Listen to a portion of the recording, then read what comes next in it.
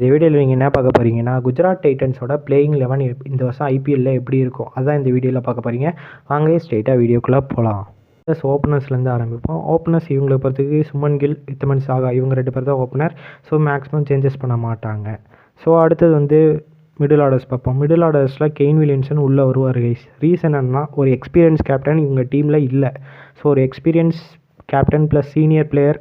So international லெவல்லையும் captain பண்ணியிருக்காரு, IPL லெவல்லையும் கேப்டன் பண்ணியிருக்காரு. ஓரளவுக்கு சீனியர் பிளேயர் இவரே இருக்க பெட்டர் சாய்ஸ் இருக்கும். ஏன்னா ஒரு டீம் இதில் வந்துட்டு ஃபீல்டிங் செட் பண்ணுறதுலேருந்து எல்லாமே இவர் கரெக்டாக ப்ராப்பராக பண்ணி கொடுத்துருவாரு. சுமன் கில்கிட்ட சொல்லுவார், அவர் ப்ராப்பராக பண்ணிப்பார். அது மாதிரி தான் இருக்கும். அதுக்கப்புறம் பார்த்தீங்கன்னா 2 டவுனில் யார் வருவாங்கன்னா, சாய் சுதர்சன், அதுக்கப்புறம் விஜய் சங்கர் இது மாதிரி வருவாங்க. இப்போ வந்து டக்குன்னு குயிக் விக்கெட்ஸ் விழுந்துச்சுன்னா கெயின் வில்லியம்சன் மற்றும் சாய் சுதர்சன் விளாடுவாங்க. இல்லைனா ஒரு அட்டாக்கிங் இன்னிங்ஸ் வேணுன்னா விஜய் சங்கர் இறக்கி விடுவாங்க. இதுதான் மிடில் ஆர்டர் ரோல். இப்போ வந்துட்டு அடுத்தது ஃபினிஷிங் ரோலில் பார்த்தீங்கன்னா ஷாருக் கான் மற்றும் மில்லர் இருக்காங்க. ஸோ ஷாருக் கான் ஜிடியில் இணையிறாரு. ஸோ வெயிட்டான இது தான். ஏன்னா ஷாருக் கான் நம்ம எல்லா வருஷம் ஐபிஎல்லையும் ட்ரை பண்ணிகிட்டு இருந்தோம், பஞ்சாபே எடுத்துகிட்டு இருந்தாங்க. இப்போ ஜிடிக்கு போயிருக்காரு. ஒரு நல்ல டீம் தான். ஸோ நல்ல கோச் வச்சுருக்க டீம்னால இவரும் நல்ல பேட்டிங் இம்ப்ரூவ் பண்ண அதிக வாய்ப்பு இருக்கும். ஸோ இந்த வருஷம் நல்லாவே ஃபினிஷ் பண்ணி இந்தியா டீமுக்கு வரக்கூட சான்ஸ்கள் இருக்கும். So wait and watch. அடுத்தது பார்த்தீங்கன்னா மில்லர் இருக்கார். ஸோ மில்லரை பொறுத்த வரைக்கும் ஒரு நல்ல ஃபினிஷர், அதனால் அவரை தாராளமாக வச்சுருப்பாங்க. மேக்ஸிமம் தூக்க மாட்டாங்க. ஸோ இதில் வந்து 2 ஃபாரினர்ஸ், மொத்தம் 7 பேட்ஸ்மேன் முடிஞ்சிருச்சு கைஸ். எடுத்தோடனே பவர் பிளே போடுறதுலேருந்து ஆரம்பிப்போம். பவர் பிளே போடுறது ஸ்பென்சன் ஜான்சன் மற்றும் கார்த்திக் தியாகி தான் போடுவாங்க. என் கணிப்பு கார்த்திக் தியாகி வேணால் ஒரு மேபி சான்ஸ் அது மாதிரி வச்சுக்கலாம். ஆனால் ஸ்பென்சன் ஜான்சன் தான் ஓப்பன் பவுலிங் போடுவார். ரீசன் என்னென்னா, பிக் பாஸ் லீக்லேயே கலக்கான பவுலர் தான் ஸ்பென்சன் ஜான்சன் தான். ஏன்னா ஜான்சன் வந்து வேறு மாதிரி பவுலிங் போட்டுருந்தார்.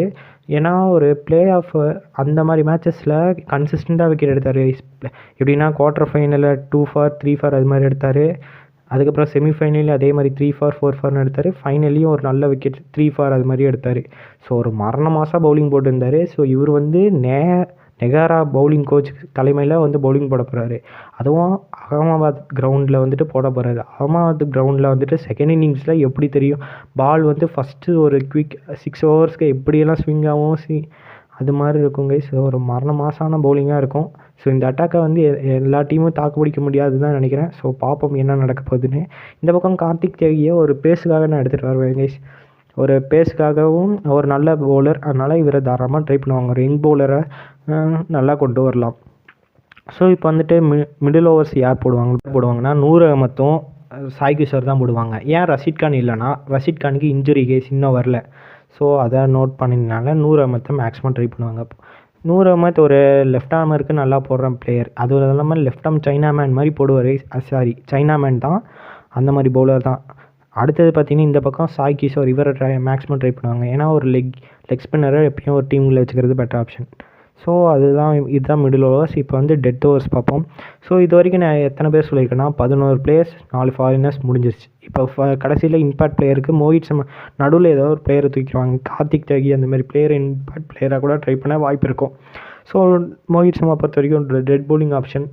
போன வருஷமும் அவர் தான் போட்டார், இந்த வருஷமும் இவர் தான் போட அதிக சான்சஸ் இருக்கும். ஸோ அவ்வளோதான் கைஸ். ஸோ இந்த வீடியோ பிடிச்சிருந்தா மறக்காமல் லைக் பண்ணுங்கள். இப்போ உங்கள் ஜிடி இது சப்போர்ட் பண்ணுறீங்க, ஜிடி டீமுக்கு சப்போர்ட் பண்ணுறீங்கன்னா மறக்காமல் உங்கள் ஃப்ரெண்ட்ஸ்க்கும் ஷேர் பண்ணுங்கள்.